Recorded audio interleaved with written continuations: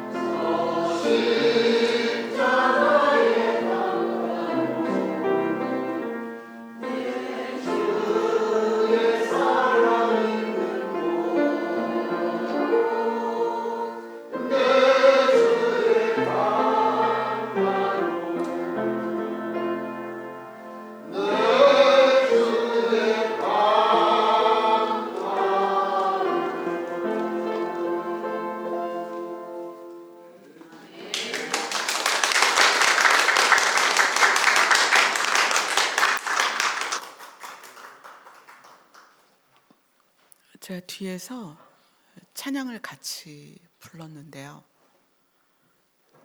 그냥 예배가 우리는 예배에 이렇게 이제 정해진 형식이 있고 그래서 이렇게 해야 된다고 그래서 그렇게 해갖고 오죠. 이렇게 하고 저렇게 하고 그냥 주님의 앞에 그냥 있는 거 주님이 그걸 바라시지 않을까 싶어요. 그냥 찬양을 듣는데 하나님이 원하시는 게 뭘까? 우리가 주님 앞에 있는 게 아닐까? 그냥 진짜 예배는 뭘까? 우리가 그냥 주님 앞에 있는 거죠. 우리가 일주일 내내 너무 바쁘고 많은 것에 마음을 빼앗기고 있었는데 오늘 우리가 주님 앞에 장소적인 의미로서 가까이 나왔습니다. 이 시간만이라도 주님 앞에 내가 앉아 있으면 좋겠어요. 주님 앞에. 자, 오늘 말씀 보겠습니다. 로마서 10장입니다.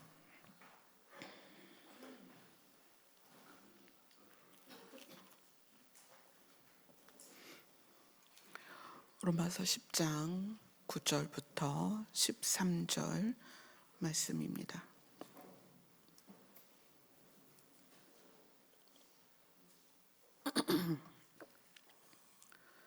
같이 읽겠습니다. 시작. 내가 만일 내 입으로 예수를 주로 시인하며 또 하나님께서 그를 죽은 자 가운데에서 살리신 것을 내 마음에 믿으면 구원을 받으리라.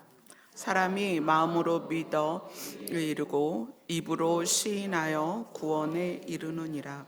아멘. 누구든지 그를 믿는 자는 부끄러움을 당하지 아니하리라 하니 유대인이나 헬라인이나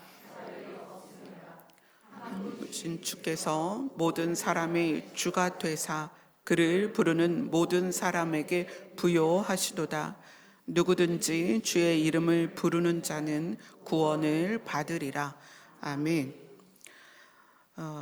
지금 이 누구든지 주의 이름을 부르는 자는 구원을 받으리라, 이것을 가지고, 이 제목을 가지고 네 번째 시간입니다. 신앙생활을 하다 보면 주의 이름을 부르는 것으로 구원을 받는다는 것이 안 믿어지기 시작합니다. 아이러니하게 성경은 주의 이름을 부르면 구원을 받으리라. 누구든지예요. 누구든지. 제한이 없다는 거예요. 조건이 없다. 자격이 없다. 누구든지 주의 이름을 부르는 자는 구원을 받을 것이다. 너무나 명료하게 로마서 10장이 그것을 이야기하고 있습니다. 이 로마서의 특징은 사실 바울은 이때까지 로마에 가본 적이 없어요. 로마에 가본 적이 없지만 모든 세계가 로마를 통해서 갈 수 있다. 길이 로마를 통해서 모든 세계로 갈 수 있다라고 할 정도로 이 당시의 로마는 제국이다. 강력한 나라였어요.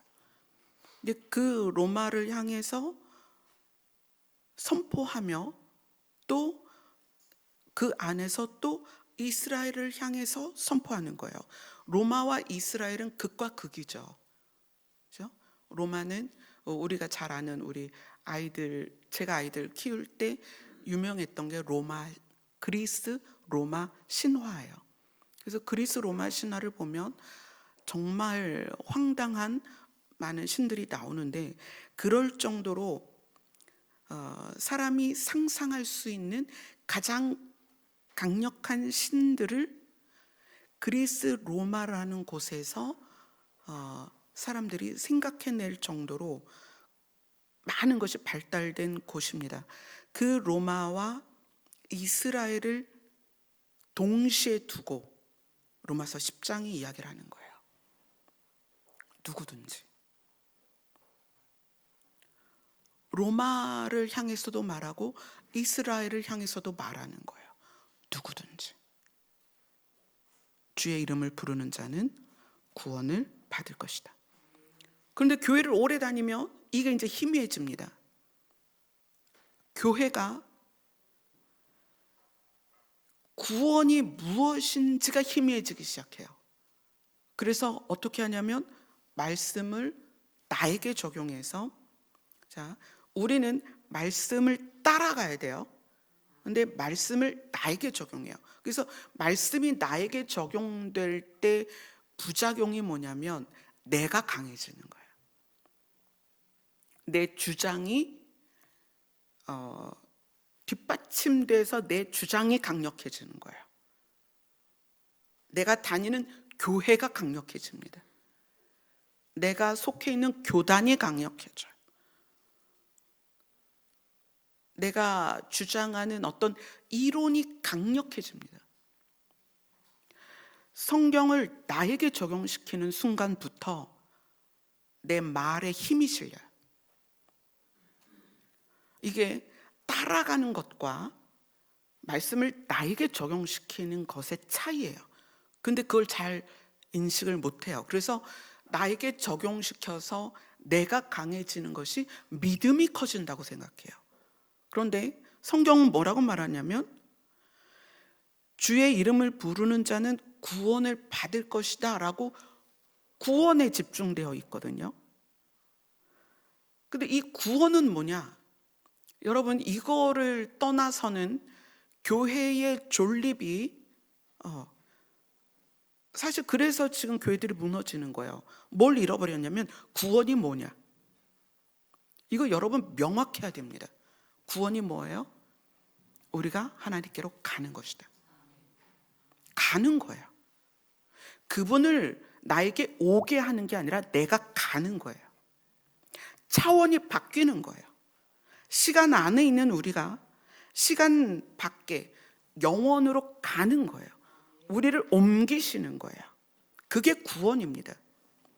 이것이 명확하지 않으면 하나님이 우리와 함께 있겠다라는 것을, 하나님을 영원에서 끄잡아 내려서 이 시간 안에 하나님을 두고 시간의 변화에 따라서 나의 삶에 변화되어지는 모든 분야에 하나님이 개입해서 내가 잘되게, 교회가 잘되게, 내가 세운 이론이 잘되게 이렇게 자꾸 만든다는 거예요. 근데 이것을 면밀하게 내가 중심을 가지고 따지지 않으면 잘 몰라요. 의식을 못한다는 얘기예요. 자, 그래서 오늘 말씀 본문에서 9절과 10절을 다시 한번 보도록 하겠습니다. 9절과 10절 같이 읽습니다. 시작. 내가 만일 내 입으로 예수를 주로 시인하며 또 하나님께서 그를 믿는 가운데에서 살리신 것을 내 마음에 믿으면 구원을 받으리라. 사람이 마음으로 믿어 의에 이르고 입으로 시인하여 구원에 이르느니라. 9절과 10절이 같은 내용이기는 해요. 같은 내용이기는 하는데 바라보는 시각이 좀 달라요. 그래서 9절과 10절을 병행하는 이유가 있겠죠. 의미는 같지만 바라보는 시각이 다르기 때문에 9절을 해석하는 게 다르고 10절을 해석하는 게 달라요. 자, 그럼 9절의 해석은 어떻게 해야 되느냐? 내가 만일 내 입으로 예수를 주로 시인하며 또 하나님께서 그를 죽은 자 가운데서 살리신 것을 내 마음에 믿으면 구원을 받을 것이다. 그리고 이 구원을 받을 것이라는 것에서 주는 주체가 있고 받는 주체가 있죠. 받는 주체는 누구냐면 예수님이 나의 생명의 주인으로서 믿어지는 거예요. 그것을 내가 입으로 시인하고 또 생명의 주인으로서 믿어지는 이유는 하나님께서 그를 살리신 것 때문이에요. 예수님이 십자가에서 죽으셔서 그것으로 끝났으면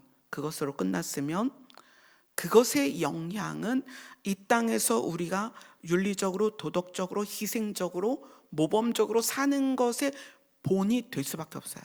그 이상이 안 돼요. 그런데 예수님이 십자가에서 죽으셨다가 살아나셨다는 그 의미가 우리를 생명으로 인도할 수 있는 이유이기 때문에 하나님께서 그를 죽은 자 가운데서 살리신 게 믿어지면 구원이 뭐다? 우리를 신의 세계로 데려가는 거다.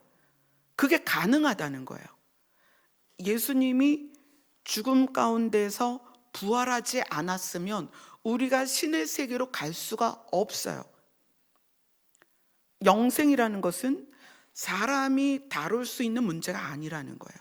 그래서 구원이 뭐냐라는 것이 반드시 우리가 알아야 되고 그것이 내 가슴에 심어져야 돼요. 구원은 인간이 신의 영역으로 가는 것이다. 이게 분명해야 돼요. 구원은 뭐다? 우리가 영생을 받는 것이다. 영생은 이 땅에서 누릴 수 없다. 영생은 신의 나라로 가는 것이다. 그곳에서 이루어지는 거예요. 그래서 구원이 명확할 때, 예수님이 죽은 자 가운데서 부활하셨기 때문에 우리도 영생을 받을 수 있다는 것이 받아들여지는 거예요.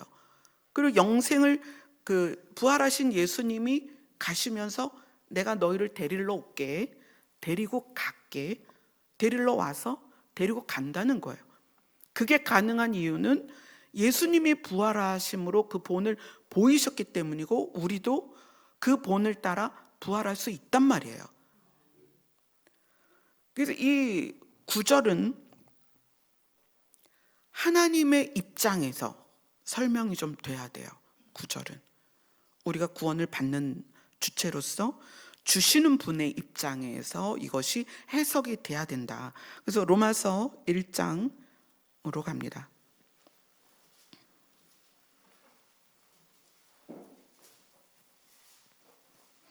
로마서 1장 16절을 같이 읽습니다. 시작. 내가 복음을 부끄러워하지 아니하노니 이 복음은 모든 믿는 자에게 구원을 주시는 하나님의 능력이 됨이라. 먼저는 유대인에게요 그리고 헬라인에게로다. 구원은 하나님의 능력입니다. 우리에게 속한 게 아니에요. 그냥 그래서 구원을 받아라 그러는 거야. 니네가 이룰 수 없다. 생명에 관련된 것은 너희가 아무것도 할 수 없다. 생명에 관련된 것은 신의 영역이다. 더군다나 우리가 가지고 있는 이 육체의 생명이 아니라 영생을 다루는 거잖아요, 구원은. 이것은 하나님만 할 수 있는 것이다. 그래서 구원은 하나님의 능력입니다. 그러니까 두려워하지 말라는 거예요. 네가 뭐 이렇게 해가지고 구원을 만들어내? 아니, 그럴 재료도 없고 그럴 만한 능력도 없다. 구원은 하나님께 속한 것입니다. 그래서 우리는 구원을 어떻게 해야 된다? 받아야 된다. 하나님은 구원을 가지고 계시고 구원을 주실 수 있습니다. 그리고 구원을 주는 것이 하나님의 능력이에요. 우리는 그걸 받는 존재예요. 자, 그 다음에 3장 24절로 갑니다.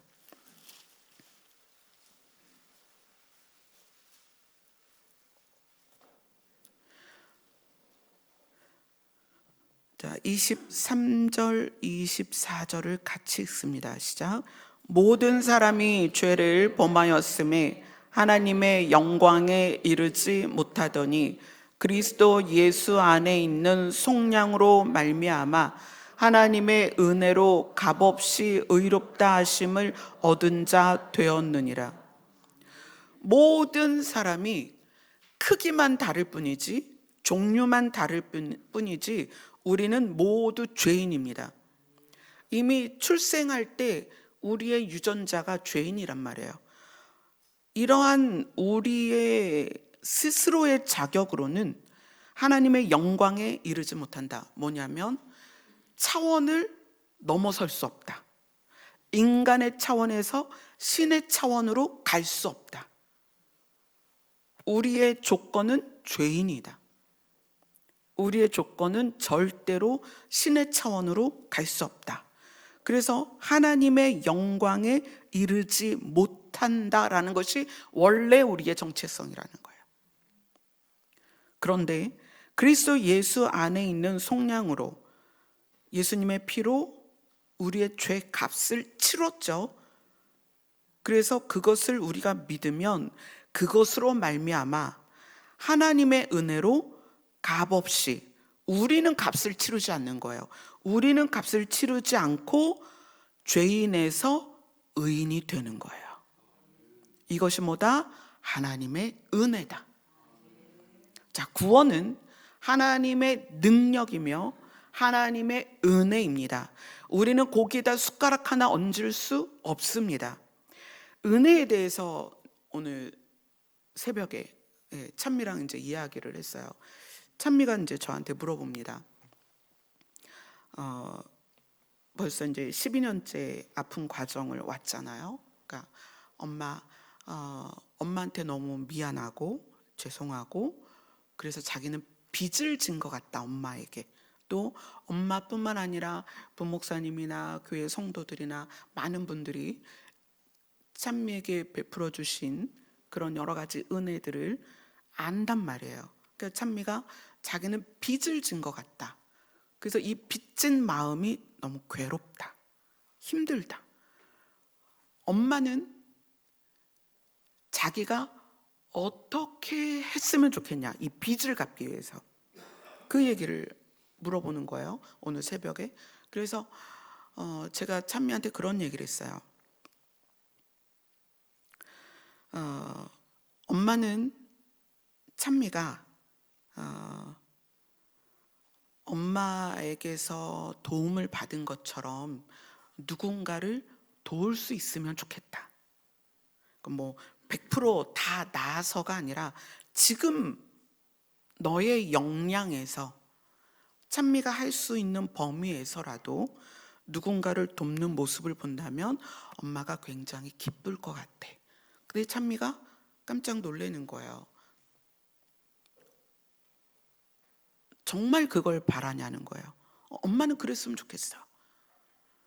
내가 12년 동안 너를 위해서 기다리고 함께 했던 시간이 보상받는 것은 너가 가진 역량 안에서 누군가를 돕는 모습을 본다면 엄마는 그것으로 충분해.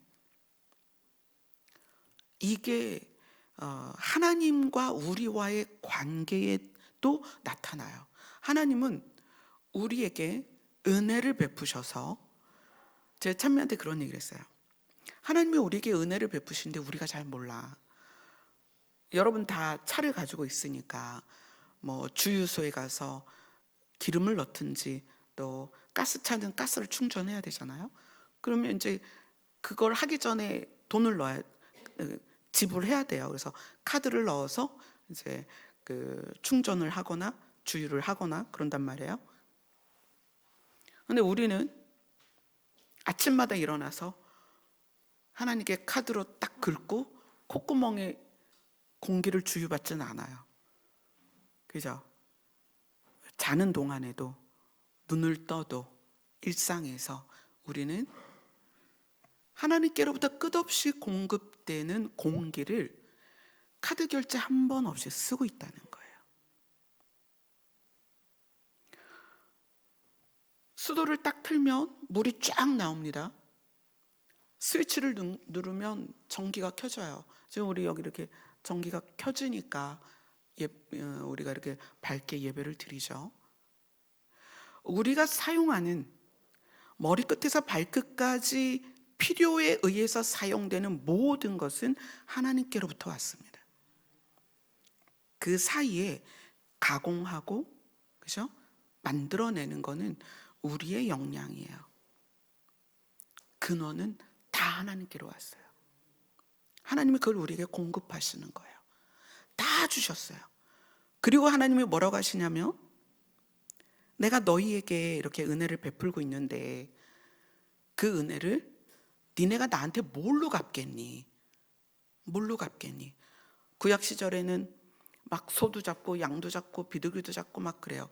막 불로 태우고 피를 내고. 그러니까 하나님이 나 이제 그런 거 그만했으면 좋겠다. 형식적인 거. 내가 너희에게 은혜를 베푸니 너희도 사람들에게 은혜를 베풀어라. 하나님이 원하시는 건 그거거든요. 은혜는 하나님께서 우리에게 값없이 주시는 거예요. 값없이 받은 은혜를 우리는 어떻게 해야 되는가? 우리도 그걸 흘려보내야 돼요. 하나님이 원하시는 건 그거라는 거예요. 제가 찬미랑 그 은혜에 대해서 대화를 하면서 하나님께서 우리에게 원하시는 건 하나님이 우리에게 부으시는 은혜를 우리가 누군가에게 흘려보내는 것이다. 이 구원이라는 것이 하나님의 은혜입니다. 그럼 우리가 구원을 받았어요. 놀라운. 그래서 원래 우리 정체성은 죄인이어서 하나님의 영광, 신의 경지, 신의 차원으로 절대 갈 수 없지만 하나님께서 그 경계를 허물고 직접 오셔서 하나님이 카드로 결제하셨다는 얘기예요. 우리의 죄의 값을. 그래서 우리는 값 없이 신의 경지로 가게 됐어요. 이것의 은혜와 이것의 가치를 모르면 우리는 흘려보내지 못합니다. 서로 사랑하라는 것은 도덕적인 윤리적인 어떤 그런 지침을 알려주시는 게 아니에요. 내가 너희에게 베푼 은혜가 너희 안에 고여있지 말고 어떻게 해라? 흘려보내라. 그게 계명이고 그게 서로 사랑하라는 말씀이죠. 구원을 받는다는 것은 구원을 마련하신 하나님 입장에서 하나님은 값없이 우리에게 주시는 거고 우리는 값없이 그것을 받는 거예요. 우리는 구원에 대하여 어떤 값도 치르지 않았습니다. 그 값을 신이 치렀다는 거예요. 그래서 그것에 대한 가치를 아는 사람이 삶에서 받은 은혜를 흘려보낸다는 거예요. 내가 지금 그 은혜를 흘려보내지 못하고 있으면 구원의 가치를 모르던가 구원을 못 받았던가 그러겠죠. 내가 구원을 받았다면 구원의 가치를 아직도 모르고 있는 거예요. 구원은 하나님의 은혜입니다. 놀라운 은혜예요. 여러분이 이것을 언제쯤 실감할 수 있을까요? 그래서 저는 여러분들이 하나님 앞에 계속 좀 많은 시간을 앉아 있으면 좋겠어요. 아침에 잠자기 전에 수시로. 그래서 하나님과 가까워질수록 우리의 차원이 세상에서 하나님의 나라로, 우리의 차원이 육에서 영으로, 우리의 차원이 인간에서 신으로 옮겨진다는 것이 얼마나 놀라운 것인지는 신과 대면할수록 느껴져요. 그래서 저는 여러분들이 신을 대면했으면 좋겠어요. 근데 신을 어떻게 대면해요? 그래서 말하잖아요. 주의 이름을 불러라. 주의 이름을 부르는 자는 신을 대면하게 돼 있습니다. 왜냐하면 대상이 존재하기 때문에 그래요. 대상이 살아있기 때문에 그래요. 아니 지나가는 똥개도 부르면 오잖아요. 똥개도 지나가는데 부르면 쳐다본단 말이에요. 신은 살아있어요. 진짜로 실존하시는 분이라는 거예요. 우리가 부르면 응답하십니다. 우리가 부르면 우리를 향하여 더 깊이 섬세하게 다가오세요. 근데 하나님은 준비를 하고 계세요. 우리한테 달려올 준비를 하고 계세요. 근데 우리가 안 불러요. 구원은 받았는데 구원의 가치나 내용을 몰라요. 그리고 이 땅에서 썩어져 갈 것에 대하여 하나님이 개입하시기를 자꾸 소원하는 거예요. 로마서 5장으로 갑니다.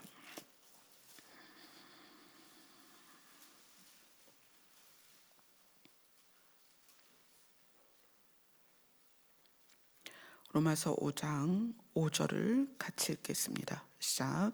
소망이 우리를 부끄럽게 하지 아니함은 우리에게 주신 성령으로 말미암아 하나님의 사랑이 우리 마음에 부은 바 됨이라. 네, 8절을 같이 읽겠습니다. 시작. 우리가 아직 죄인 되었을 때에 그리스도께서 우리를 위하여 죽으심으로 하나님께서 우리에 대한 자기의 사랑을 확증하셨느니라.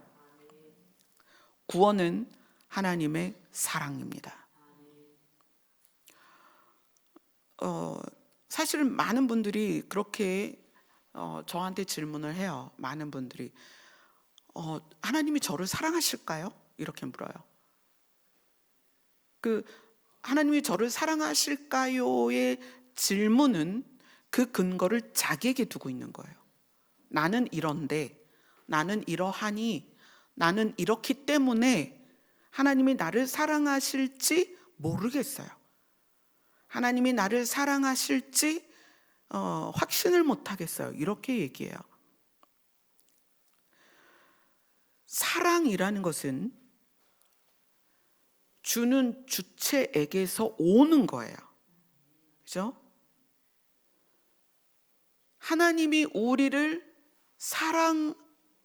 하지 않을 수가 없다는 거는, 그러니까 하나님이 우리를 더 간단하게 사랑할 수밖에 없는 이유, 하나님이 우리를 사랑할 수밖에 없는 이유는 우리에게 근거를 두지 않고 그분이 사랑이라는 속성을 가지고 있기 때문에 우리를 사랑하지 않을 수 없다는 거예요. 마치 그런 거예요. 장미가 있어요. 장미에게서 무슨 냄새가 날까요? 장미 향이 나죠. 왜죠? 장미니까. 근데 내가 오이를 한 다발 들고 있다고 해서 장미에게 가까이 갔더니 장미에게서 오이 냄새가 날까요? 내가 오이를 한 다발 들고 있는데 장미는 장미니까 장미 향이 나는 거예요. 내가 오이를 한 가마를 들고 있어도 장미는 장미의 향이 납니다. 이해하시겠어요? 하나님은 사랑이시기 때문에 그분은 우리를 사랑하신다는 거예요. 성경이 그것에서 출발하지 않으면 여러분 성경을 해석할 수 없어요. 그분이 사랑이기 때문에 때로는 우리에게 너 이렇게 하면 죽어 라고 알려주는 거예요. 너 이렇게 하면 안 돼. 이게 죄야. 너 이렇게 하면 하나님과 관계가 멀어져. 그런 것이 협박처럼 들리고 심판처럼 들리지만 그것이 왜 성경에 써 있냐면 하나님이 우리를 사랑하기 때문이에요. 우리를 잃어버리지 않으려고. 내가 너를 떠나지 않을 거야. 내가 너를 버리지 않을 거야. 그런데 니네가 죄를 지으면 나에게서 멀어질 수밖에 없어.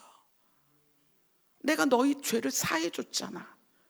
자, 이제 우리 죄 사함 받은 자로서 신의 정체성을 갖고 좀 살자. 죄를 지으면 나랑 자꾸 멀어지니까. 그래서 심판에 대해서 이야기를 하시는 것이 하나님께서 죄를 안 지으면 사랑하고 죄를 지으면 미워하고 이게 아니란 말이에요.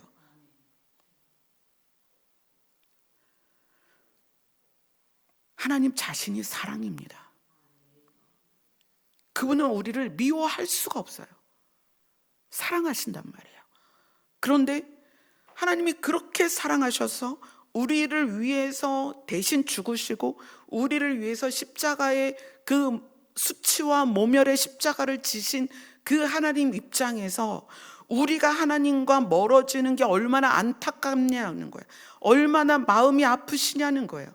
그러니까 성경을 통해서 너네 그러면 죽는다, 그러면 안 된다, 그리로 가지 마라, 그거 하지 마라 이야기하시는 거예요. 구원은 하나님의 사랑입니다. 그래서 이야기하시는 거예요. 구원을 받아라. 나는 다 준비됐다. 예수님이 십자가에서 말씀하셨어요. 난 다 이루었다. 구원을 받아라. 그 조건도 너무 쉬워요. 어떻게 해라? 주의 이름을 부르는 자는. 그래서 이 주의 이름을 부르는 자는 구원을 받는데 이 처음 시작부터 좀 과정이 있죠. 그래서 그것을 오늘 본문 로마서 10장 10절을 같이 읽습니다. 시작.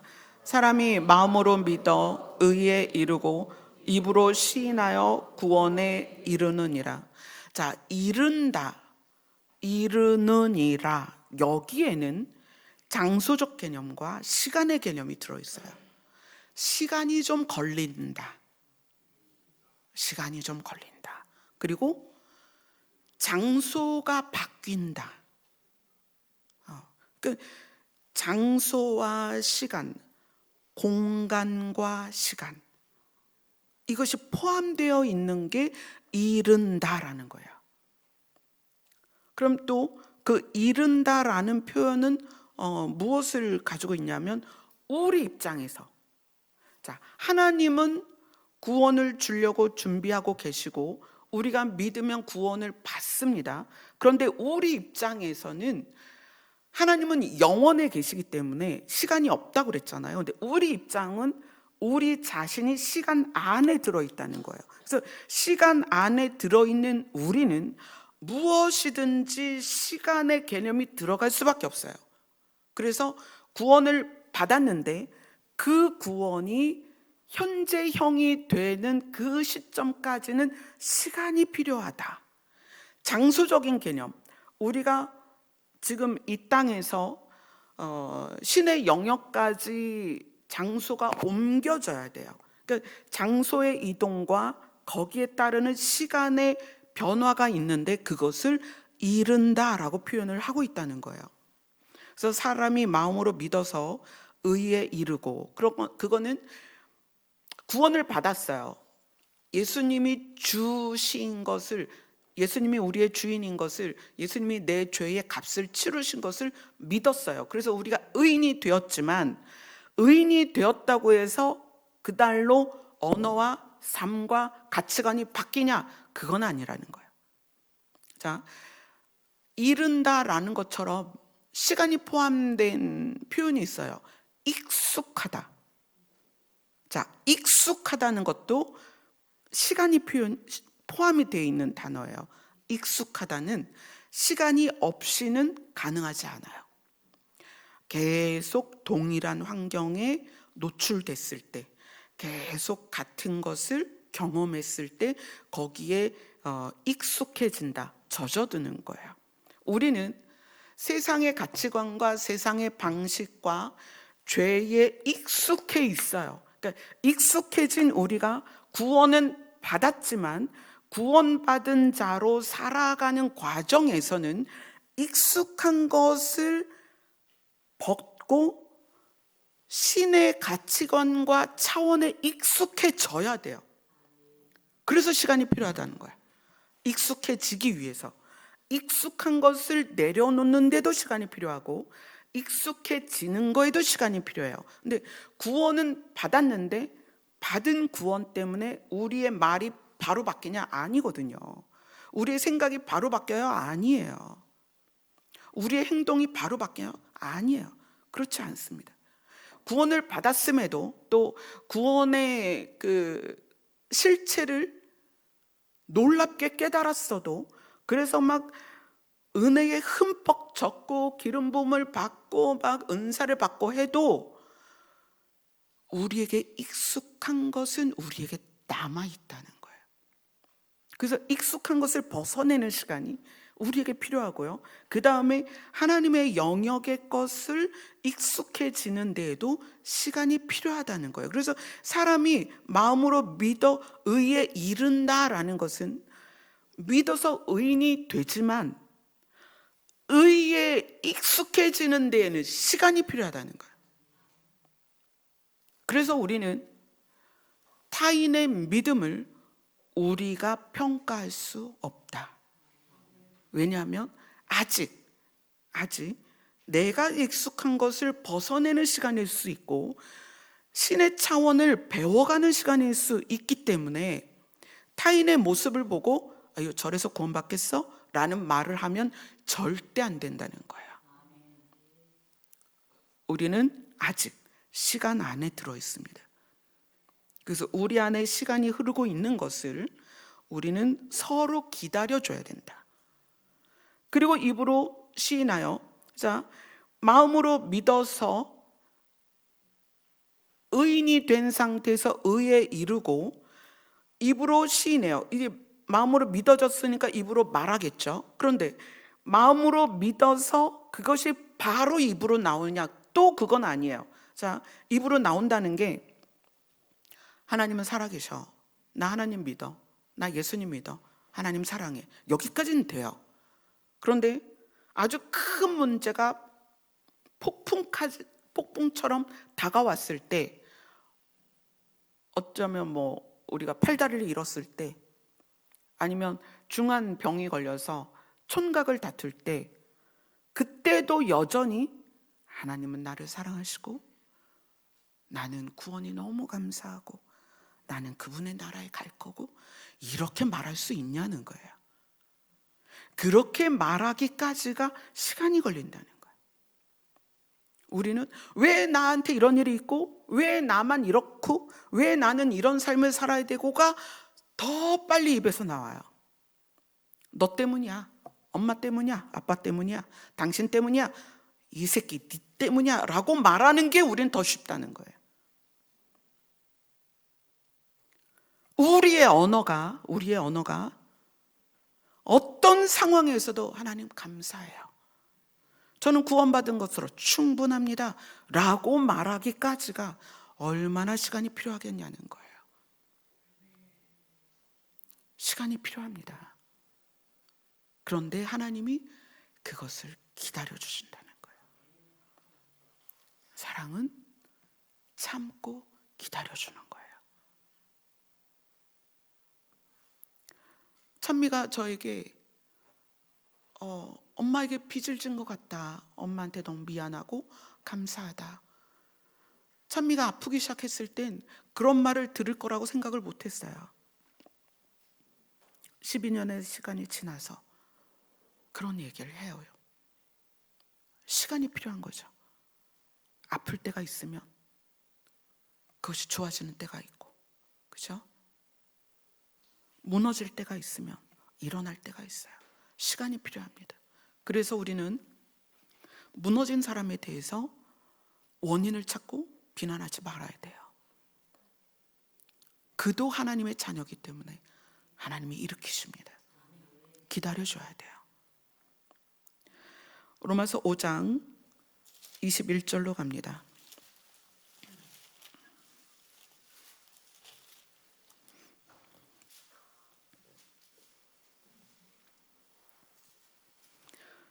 로마서 5장 21절 같이 읽습니다. 시작. 이는 죄가 사망 안에서 왕 노릇한 것 같이 은혜도 또한 의로 말미암아 왕 노릇하여 우리 주 예수 그리스도로 말미암아 영생에 이르게 하려 함이라. 자, 영생에 이르게 하려 함이라. 우리는 지금 혜택은 보고 있어요. 영생의 혜택이 뭐냐면 우리가 죄와 싸워 이길 수 있는 것도 사실 영생에 대한 믿음과 그것에 의한 능력의 혜택이고, 성령께서 내 안에서 우리로 대신 싸워주시는 이런 혜택을 받습니다. 그러나 결론적으로 이른다라는 것에는 목적지가 분명해야 된다는 거예요. 어디로 가는가? 우리가 이 영생은 받았지만 영생을 누리는 장소는 이 땅이 아니라는 거예요. 하나님이 우리에게 영생을 주셨다면 그 영생을 누릴 수 있는 곳, 영생으로 사는 곳, 그것으로 반드시 인도하신다는 거예요. 그게 구원의 목적지예요. 그래서 우리가 이 땅에서 그곳을 가기 위해서 과정이 필요하고 시간이 걸리기 때문에 구원에 이른다 라는 표현을 썼다는 거죠. 자, 로마서 8장으로 갑니다. 8장 14절입니다. 같이 읽습니다. 시작. 무릇 하나님의 영으로 인도함을 받는 사람은 곧 하나님의 아들이라. 자, 우리는 하나님을 아버지라 부릅니다. 그죠? 우리는 하나님을 아버지라고 불러요. 하나님을 아버지라 부르는 하나님의 자녀. 그래서 15절은 아빠, 아버지 이렇게 표현되고 있는데, 우리가 하나님을 아빠라 부르고 하나님을 아버지라 부르면 하나님은 어떻게 하시냐면 하나님의 영으로 우리를 인도하십니다. 자, 인도, 장소적 개념이 그 안에 들어가 있다는 거예요. 어디론가 데려간다는 거예요. 인도, 이끌어 간다는 거예요. 자, 우리를 어디로 이끄시냐? 영생을 실제로 살 장소, 그것으로 우리를 인도하십니다. 자, 요한복음 10장으로 갑니다.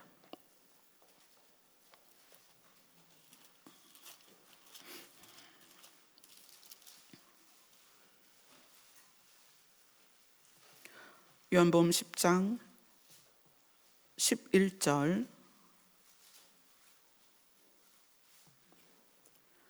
같이 읽습니다. 시작. 나는 선한 목자라. 선한 목자는 양들을 위하여 목숨을 버리거니와. 예수님께서 자기 자신을 목자라고 비유한 이유는 예수님께서 양들을 인도하시기 때문에 그래요. 인도라는 개념이 이 안에 아주 강력하게 들어있는 거예요. 푸른 초장, 쉴만한 물가로 인도하는 것이 목자의 역할입니다. 인도.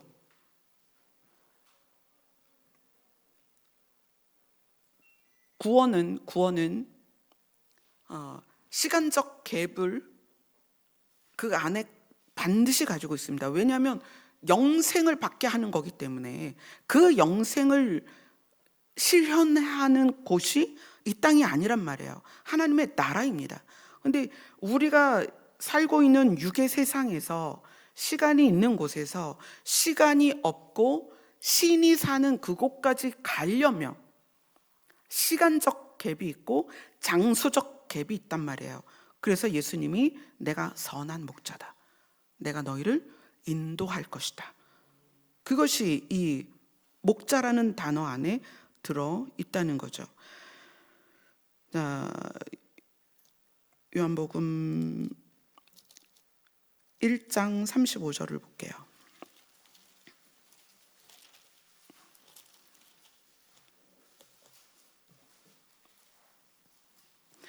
요한복음 1장 35절부터 42절까지는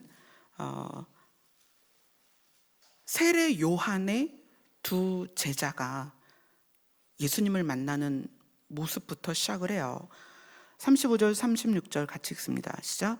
또 이튿날 요한이 자기 제자 중 두 사람과 함께 섰다가 예수께서 거니심을 보고 말하되 보라 하나님의 어린 양이로다. 그러니까 세례 요한이 자기 제자들 중에 두 사람이랑 서 있다가 예수님이 왔다 갔다 하시는 걸 보고 하나님의 어린 양이다 이래요. 그러니까 두 제자가 그의 말을 듣고 어떻게 했어요? 37절을 같이 읽습니다. 시작. 두 제자가 그의 말을 듣고 예수를 따르거늘 이렇게 나오죠. 이 예수를 따르게 된 두 제자는 세례 요한의 제자입니다. 그래서 예수님이 왜 나를 따라오니? 하고 물어보니까 예수님 계신 곳이 어디예요? 선생님이 계신 곳이 어디예요? 그래서 예수님이 일로 와봐. 그리고 예수님이 계신 데를 보여줍니다. 그리고 그날 함께 거기에서 같이 계셔요. 예수님과 두 제자가. 그리고 나서 요한의 말을 듣고 예수님을 따르는 두 사람 중에 하나가 자기 형제를 불러옵니다. 41절 같이 읽습니다. 시작. 그가 먼저 자기의 형제 시몬을 찾아 말하되 우리가 메시아를 만났다 하고, 메시아는 번역하면 그리스도라. 그래서 형제 시몬을 데리고 옵니다. 이제 안드레가 형제 시몬을 데리고 와요. 메시아를 만났다. 그리고 42절을 같이 읽습니다. 시작. 데리고 예수께로 오니 예수께서 보시고 이르시되 내가 요한의 아들 시몬이니 장차 게바라 하리라 하시니라. 게바는 번역하면 베드로라. 세례 요한의 제자 중에 한 사람이 안드레였고, 안드레가 자기 형제 베드로를 데리고 와서 예수님 앞에 데리고 와요. 그래서 예수님이 그의 이름을 베드로라고 원래 시몬이었던 이름을 베드로라고 바꿔주죠. 이게 요한복음 1장입니다. 그러면 요한복음 마지막 장은 어떻게 끝날까요? 자, 요한복음 마지막 장으로 갑니다.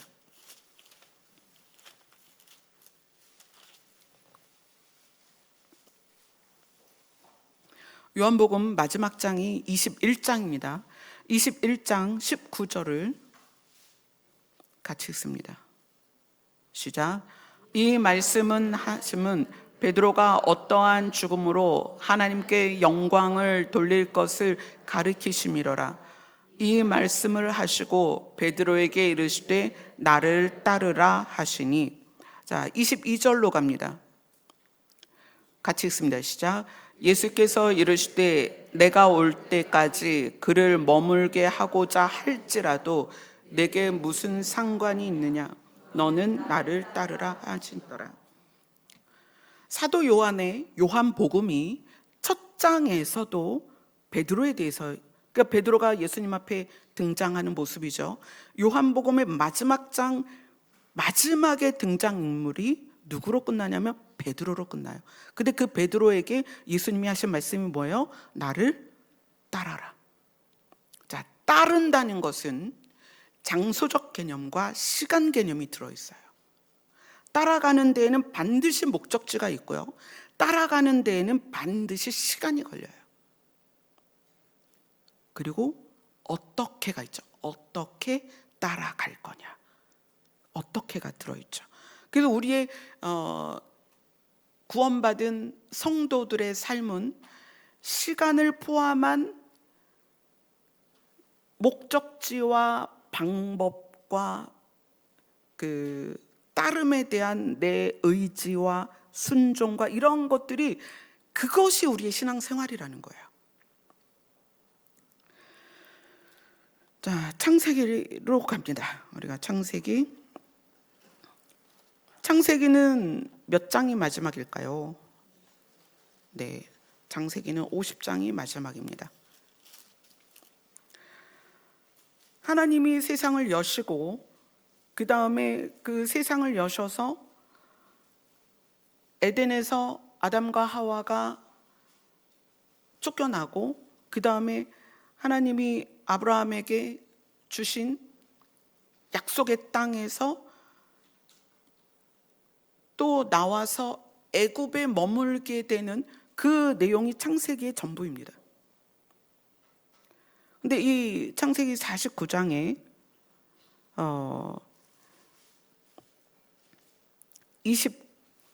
49장 29절을 한번 읽어볼게요. 시작. 그가 그들에게 명하여 이르되 내가 내 조상들에게로 돌아가리니 나를 헷사람 에브론의 밭에 있는 굴에 우리 선조와 함께 장사하라. 그러면서 그 다음에 나오는 게 이 굴은 가나안 땅에 있다, 이렇게 표현인데요. 자, 이거를 말한 사람이 누구일까요? 야곱이에요. 야곱이 죽을 때가 된 거예요. 그래서 33절을 보면, 창세기 49장 33절을 보세요. 시작. 야곱이 아들에게 명하기를 마치고 그 발을 침상에 모으고 숨을 거두니 그의 백성에게로 돌아갔더라. 선조에게로 돌아간다고 말했죠. 그러니까 죽었다는 표현을 돌아간다고 표현을 해요. 여기서 우리도 돌아가셨다 이렇게 표현하죠. 그러니까 우리는 출발 지점이 있고 그 출발 지점으로 돌아간단 말이에요. 그러니까 이 야곱이 죽었습니다. 그런데 50장 창세기 마지막 장은 그 죽은 야곱을 어떻게 했느냐? 50장 13절을 같이 읽습니다. 13절 14절 같이 읽습니다. 시작. 그를 가나안 땅으로 메어다가 마므레 앞 막벨라 밭 굴에 장사하였으니 이는 아브라함이 헷 족속 에브론에게 밭과 함께 사서 매장지를 삼은 곳이더라. 요셉이 아버지를 장사한 후에 자기 형제와 호상권과 함께 애굽으로 돌아왔더라. 자, 죽었다라는 것이 돌아간다는 표현으로 썼어요. 그래서 내가 내 조상들에게 돌아간다. 내가 출발한 곳, 그곳이 신이 계신 곳이란 말이에요. 그걸로 돌아간다. 그리고 나를 가나안 땅으로 데려가라.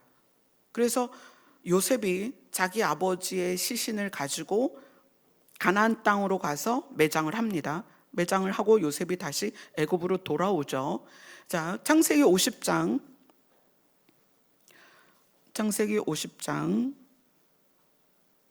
24절 25절을 같이 읽습니다. 시작. 요셉이 그의 형제들에게 이르되 나는 죽을 것이나 하나님이 당신들을 돌보시고 당신들을 이 땅에서 인도하여 내사 아브라함과 이삭과 야곱에게 맹세하신 땅에 이르게 하시리라 하고, 요셉이 또 이스라엘 자손에게 맹세시켜 이르기를 하나님이 반드시 당신들을 돌보시리니 당신들은 여기서 내 해골을 메고 올라가겠다 하라 하였더라. 자, 요셉이 아버지 야곱을 가나안 땅에다가 장사를 하고 그리고 애굽으로 왔어요. 그리고 요셉이 죽으면서 110세를 살며 요셉이 이제 영향력이 워낙 컸죠. 애굽에서. 그렇게 살다가 이렇게 얘기합니다. 내가 이제 죽을 건데 하나님이 남아있는 이스라엘 백성을 애굽에서 반드시 인도해서 아브라함과 이삭과 야곱에게 맹세한 땅에 이르게 하실 거다. 이렇게 표현해요. 이르게 하실 거다. 그러니 나를 이 땅에 두지 말고 내 해골을 가지고 가라. 이렇게 표현해요. 자, 그게 언제 실현이 되냐면 여호수아입니다.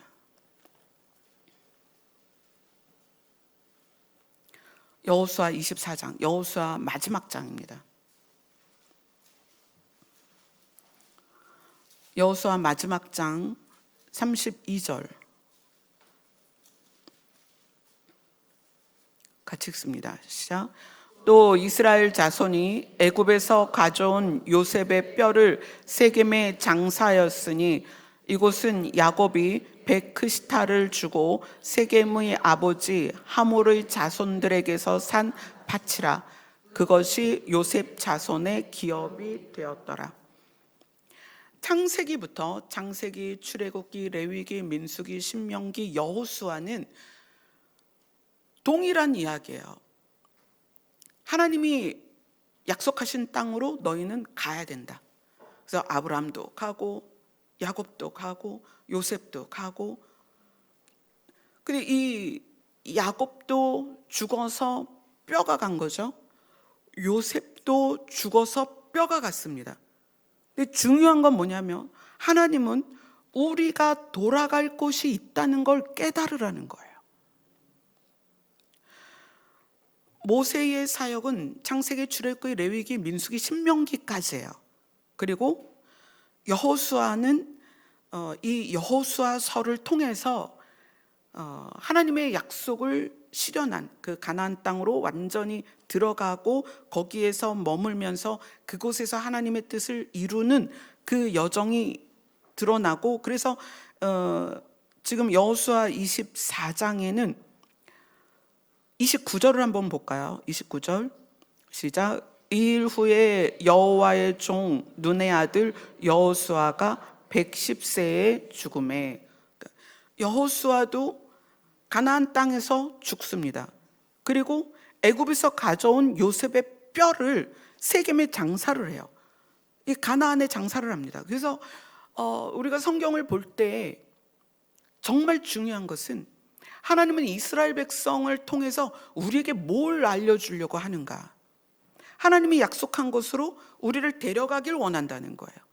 그런데 우리를 데려가고자 하는 궁극적인 장소가 어디냐? 영생을 누릴 장소라는 거예요. 그래서 교회를 다니는 이유와 믿음을 갖는 이유와 구원을 받아야 되는 이유에 대해서 여러분 좀 더 진지하게 접근하셔야 돼요. 성경을 나에게 적용시키지 말고요. 성경을 따라가세요.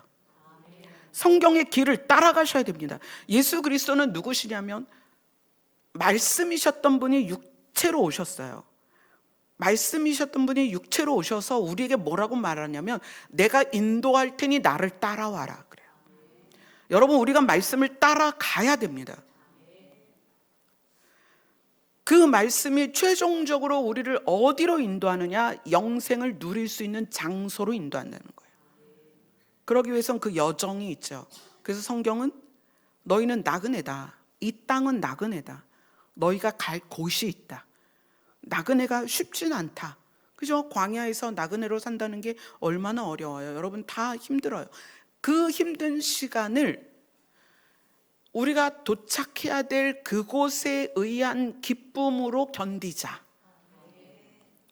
누가 옆에서 꼬셔도 야 그냥 여기가 좋지 않냐, 여기서 살자라고 꼬셔도 넘어가지 마라. 그거를 성경은 미혹이라고 하는 거예요. 우리의 목적지와 우리의 방향을 잃어버리지 말라.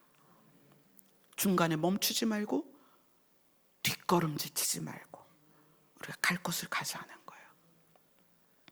그래서 찬미랑 그런 얘기를 했어요. 그래, 아직 네가 완전히 좋아진 게 아니고 마치 위경련을 일으키듯 뇌가 경련을 일으켜서 막 눈이 더 안 보이고 이명이 더 커지고 귀가 잘 안 들리고 막 이런 증상들이 있단 말이에요. 그럼에도 불구하고 네가 할 수 있는 목록들을 보자. 너는 말할 수 있고 먹을 수 있고, 그죠? 그래도 손가락을 움직여서 피아노도 치고, 자, 너가 할 수 있는 범위에서 은혜를 베풀며 살자. 사랑을 흘려보내며 살자. 그게 우리 인생이에요. 여러분 가지고 있는 거 사실 생각보다 많아요. 아직 걸을 수 있고 말할 수 있고 볼 수 있고 들을 수 있고, 그죠? 그것만으로도 그렇게 살지 못하는 사람이 너무 많기 때문에 그것만으로도 우리는 누군가에게 정말 작은 것 하나라도 줄 수 있다는 거예요. 우리가 받은 게 너무 많아요. 너무 많은데 그 중에서 가장 놀라운 건 영생을 받았다는 거예요. 영생은 차원이 달라요. 차원이 다르다는 게 강조가 아니라 진짜 차원이 달라요. 인간의 차원에서 신의 차원으로 바뀌는 것이 영생이라는 거예요. 누구든지 주의 이름을 부르는 자는 구원을 받습니다. 아멘.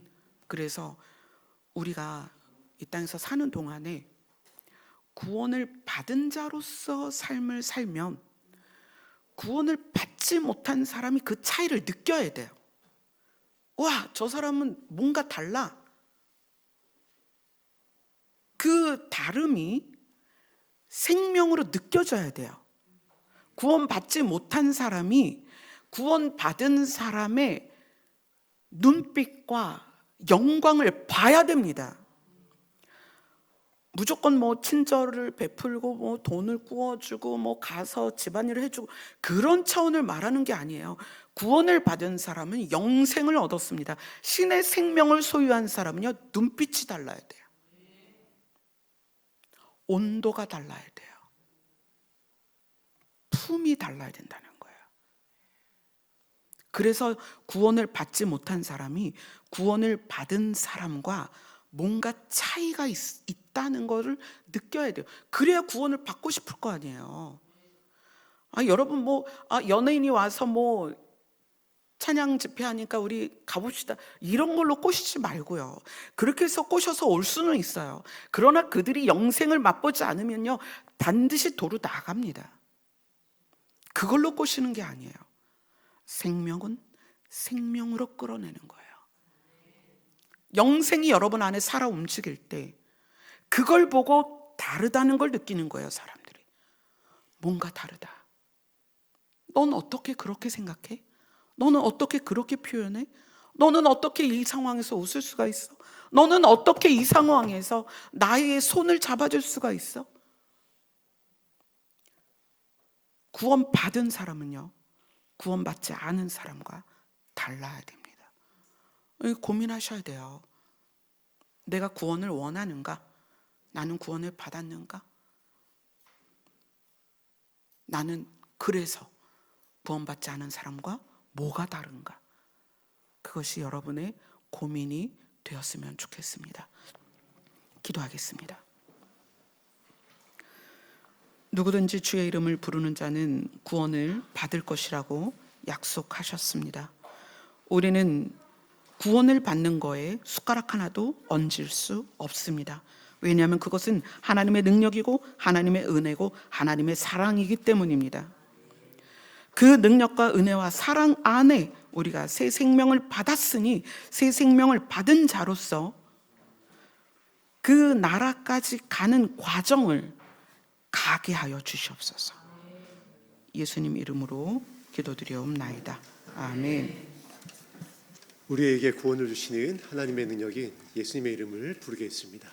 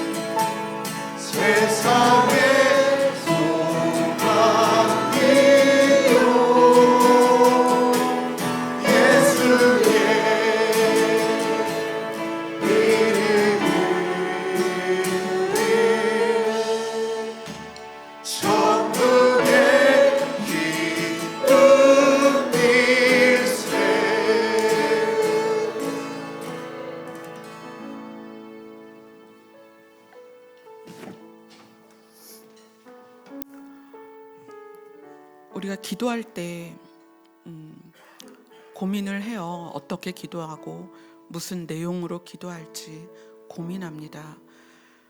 그런데 사실 기도는 예수님의 이름을 부르는 것만으로도 충분합니다.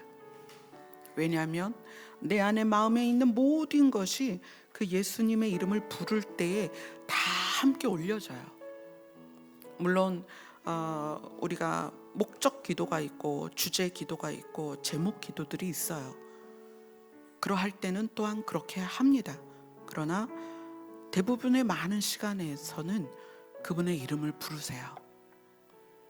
그분이 우리를 인도하십니다. 이제 예배 후에 제가 준비하고 군부대를 들어갑니다.